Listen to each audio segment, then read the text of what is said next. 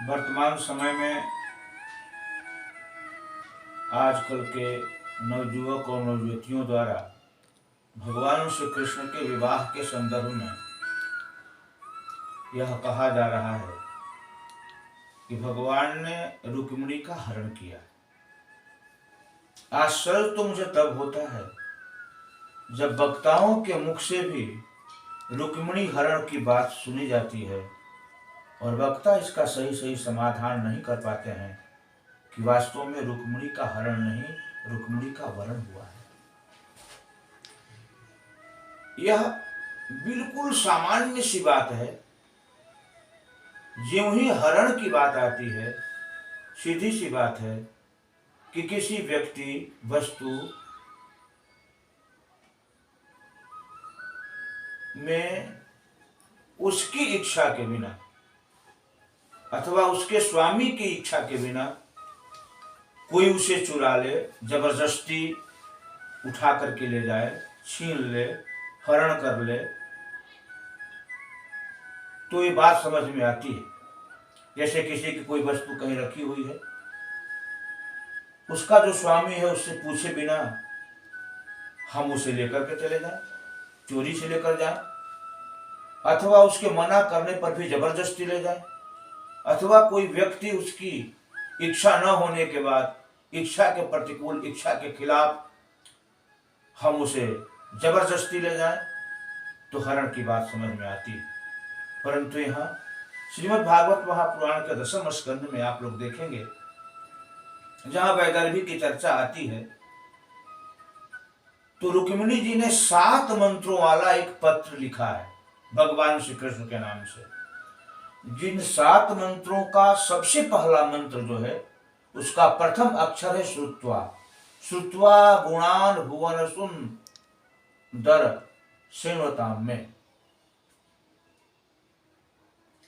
आप ध्यान देंगे, और उसका अंतिम शब्द है स्यात्। 7 मंत्रों वाला, 7 श्लोकों वाला एक बहुत ही सुंदर, जिस पत्र के संबोधन में भुवन सुंदर शब्द लिखा हुआ है। श्रुत्वा गुणान भुवन सुंदर शृण्वताम। हे भुवन सुंदर, आपके गुणों को सुनकर, यहां से वो प्रारंभ होता है, अंतिम में जाता है वह पत्र। तो पत्र बोलता है, जह्यामसून व्रतकृता, जह्यामसून व्रतकृता क्षत जन्म भी स्यात्। रुक्मिणी जी ने उस पत्र में लिखा है कि साधु संत महात्माओं, वेद, पुराण, इतिहास आदि ग्रंथों के माध्यम से आपके गुणों को सुनकर के मैं आपका हो गई हूं। इतनी सी बात नहीं, आप मेरे कानों के माध्यम से हृदय में आकर के विराजमान हो गए हैं। आपके अलावा मैं दुनिया में और किसी को जानती नहीं, मानती नहीं, पहचानती नहीं। आप ही एकमात्र मेरे पति हो सकते हैं। यदि ऐसा संभव नहीं हुआ, जह्यामसून, मैं अपने प्राण का परित्याग कर दूंगी, उत्सर्ग कर दूंगी।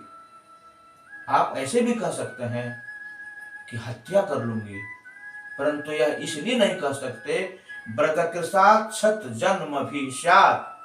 100 बार भी मैं जन्म लूं तो व्रत करते करते, तप करते करते, साधना करते करते अपने शरीर को सुखा दूंगी, फिर मेरे प्राण छूटेंगे, फिर जन्म लूंगी।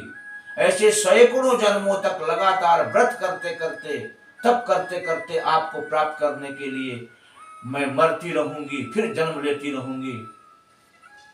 और 100 जन्मों की बात भी मुझे याद रहे कि मैं पिछले न जाने कितने जन्मों से आपके लिए तपस्या कर रही हूं, फिर भी मैं किसी दूसरे पुरुष को पति के रूप में स्वीकार नहीं करूंगी। मैं आपके चरणों की दासी हूं। आप इस दासी को अपना बनाए या न बनाए, आपके ऊपर निर्भर है, परंतु मेरी तरफ से तो मैं आपको अपना बना चुकी। यह पत्र जब ब्राह्मण के माध्यम से भगवान श्री कृष्ण को मिलता है, और ब्राह्मण के मुखारबिंद से ही पत्र सुनकर के भगवान श्री कृष्ण रुक्मिणी के पास जाते हैं, फिर दुनिया के लोग कैसे कह सकते हैं कि भगवान श्री कृष्ण ने रुक्मिणी का हरण किया। रुक्मिणी जी की इस बात में उनके माता और पिता काफी मौन सम्मति है। माता और पिता दोनों, उनके बाकी 4 भाई भी ये चाहते हैं कि द्वारिकाधीश से ही हमारी बहन रुक्मिणी का विवाह हो। एक केवल रुक्मी नहीं चाह रहा था। तो जब रुक्मिणी जी ने खुद ही भगवान को निमंत्रण पत्र दे करके भेजा और रुक्मिणी जी के 5 भाइयों में एक भाई को छोड़ करके बाकी 4 भाई, उनकी माता, उनके पिता, सबकी उसमें सम्मति है, सब उसमें राजी हैं।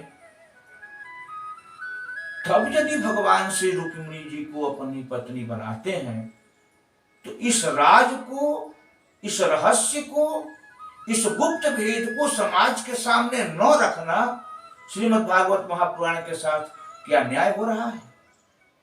इसलिए मैं आप लोगों से निवेदन करूंगा, आजकल के जो नवजुवक नवजुवतियां हैं, जो इस भ्रांति में है कि भगवान श्री कृष्ण ने रुक्मिणी जी के सौंदर्य पर मोहित होकर के हरण किया है, वो अच्छी तरह से जान लें कि रुक्मिणी जी ने पत्र लिख करके आमंत्रित किया था। रुक्मिणी जी भगवान श्री कृष्ण से विवाह करना चाहती थी। उनके 4 भाई, उनकी माँ और उनके पिताजी की भी यही सम्मति थी। उनका एक भाई जो राक्षस वृत्ति का था, शिशुपाल आदि से उसका संबंध था, वो शिशुपाल से विवाह करना चाहता था और उस शिशुपाल को अपने वर के रूप में प्राप्त करने में अनिच्छा जाहिर कर रही थी, परंतु जबरदस्ती किया जा रहा था उनके साथ।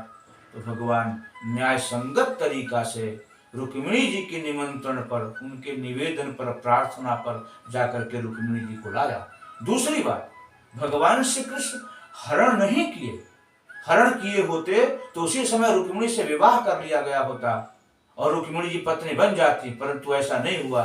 द्वारिका में ला करके रुक्मिणी जी को एक अलग भवन में रखा गया। 1 साल बाद जब विदर्भ नरेश अपने परिवार के साथ, जिसमें रुक्मिणी भी आया, वहां आए, तब भगवान का ब्राह्म विधि से विवाह हुआ।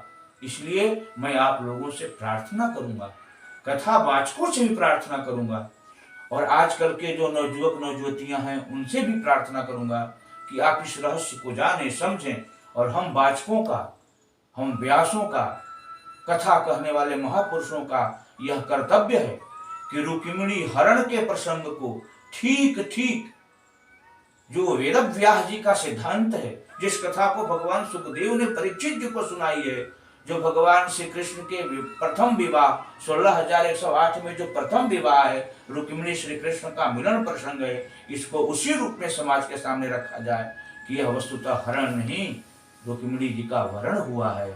रुक्मिणी जी की प्रार्थना, रुक्मिणी जी की निवेदन, रुक्मिणी जी की सम्मति से भगवान श्री कृष्ण ने उन्हें पत्नी के रूप में स्वीकार किया है। इसीलिए रुक्मिणी हरण नहीं, रुक्मिणी का वरण है।